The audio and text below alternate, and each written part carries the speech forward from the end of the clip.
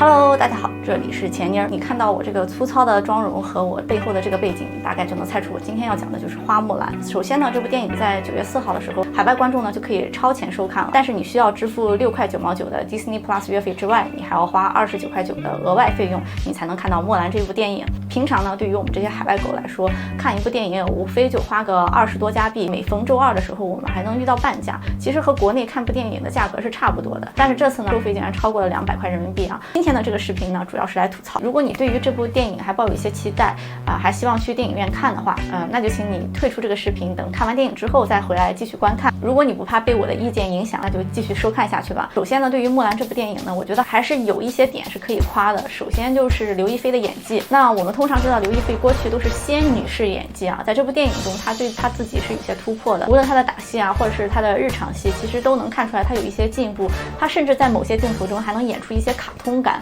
那除此之外呢，在木兰变成男装的时候，无论她的声音扮相甚至她的胸部裹得都很好，真的是让人有点分不出男女。那这点也是我们国内许多的剧组应该学习一下，不要老当我们观众是瞎子。那另外呢，就是甄子丹、巩俐和李连杰的演技，这3位大咖也不是第一次去好莱坞了，他们的发挥也都很正常，所以在这里无功无过。那接下来对于这部电影呢，就只剩吐槽了，希望大家把保护打在公屏上。对于木兰这个故事呢，在我们国内其实对她朝代的说法也是各有不一的，但是在花木兰这部电影里呢，它杂糅了多个朝代的背景和妆法，这个操作呢，让我这种从小看着古装剧长大的人感觉到浑身不适。我心想说，中国也有将花木兰拍摄的不错的影视作品，你但凡抄也不至于抄成这个样子吧。究其原因呢，我们就来看看它的主创班底。这部电影无论是从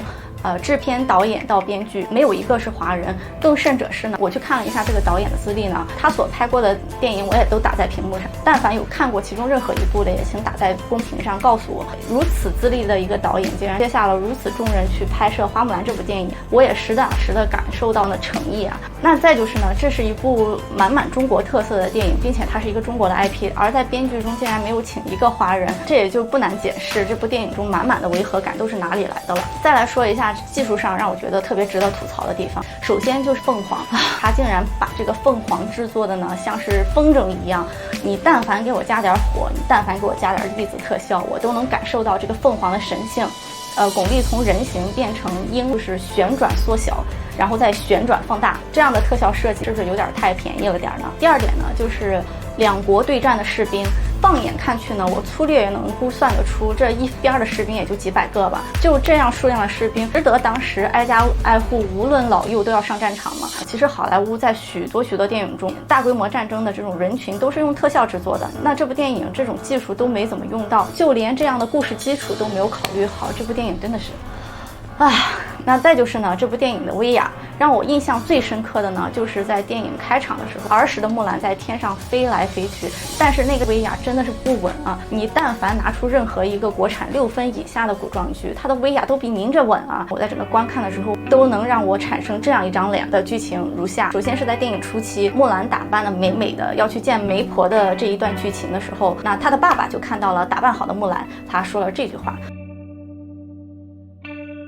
我就想说，这句台词你让现代的中国爸爸都说不出口，又何况是古代的中国爸爸呢？这分明就是一个白人爸爸对出嫁之前的女儿会说的话吧。再一个震惊到我的剧情呢，就是木兰拆掉盔甲以一敌百的剧情，这分明就是对团队协作妥妥的讽刺啊！甚至原本动画版中那可爱的木须龙，在这部里面竟然变成凤凰。更甚呢，凤凰存在的意义是什么？有它没它，这个电影的剧情其实都没有多少差别。最终逗笑我的是呢，在那庄严的朝堂之上，皇帝一个人接受了万光普照。我就想说，这常年晒下来，您不得晒伤，这也得中暑吧？除此之外呢，还有大大小小的槽点可以吐但是片长原因我在这里就不多说。大家有其他想说的，请打在公屏或者留言中，我们继续讨论。综上所述呢，这部电影无论从导演、编剧、制作、音乐、特效等等方面，我都没有看出来这2亿美元究竟花在了哪。难不成都是我们这些中国演员的片酬太高，在好莱坞身价甚至都超过了小唐尼吗？总体这部电影看下来呢，我感觉它就是一个被花木兰这个经典 IP 和中国一线大咖演员包裹糖衣的一团。整部电影下来呢，它充斥了对中国文化的无知和不屑。这样的一部电影，它给我带来的是满满的割韭菜的心态。难道我们的钱就这么好赚吗？截止到我拍这个视频的时候，它在 IMDB 上的分数也只有5.6分。今早呢，我看到了书根朽木对这部电影的评价，就是希望大家抱着一个娱乐的心态去看这部电影。我希望给这句话呢再加上一点，我希望大家能花最少的钱，抱着娱乐的心态去看这部电影。咱还得留点钱给自己买降压药，不是吗？如果你对我以上的观点赞同的话呢，请给我1键3连。那今天的节目就到这里了，谢谢大家收看，拜拜。